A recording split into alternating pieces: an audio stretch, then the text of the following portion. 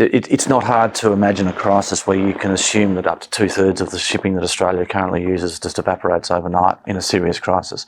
All of our energy used for our mechanised transport and our industry, farming, etc., comes in from around the world, whether it's from Singapore refineries coming in as jet fuel and diesel, or whether it's a bit of crude that comes in to go to our remaining refineries to be turned into something. It all arrives on a ship.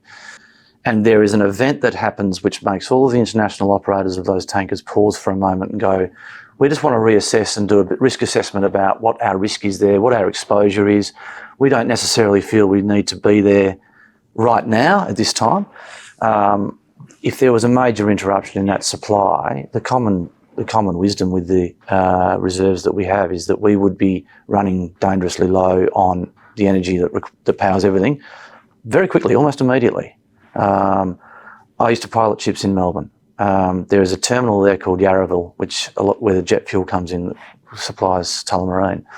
If there was ever a problem or a contamination issue or even a more significant problem, it was an open berth, and the harbour master said the biggest thing I'm worried about is somebody knocking that over, because then there's no fuel there's no diesel and jet fuel in the state of Victoria, and it's pretty immediate. Like you start to feel that. During COVID, I was chairman of the company down there during COVID, and the first thing that everybody was worried about was how are we going to keep ships coming in and out of Melbourne.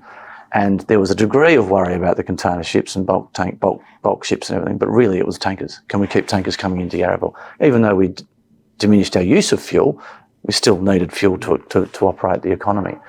If that happened in a sense where Australia found itself either cut off or even restricted, let's say 2/3 of that supply was restricted, we'd find ourselves in great difficulty immediately. And that obviously, people's minds go to how am I going to get around, how am I going to do things, I'm not going to be able to jump on a plane. But it also goes to how are we going to put a crop in the ground.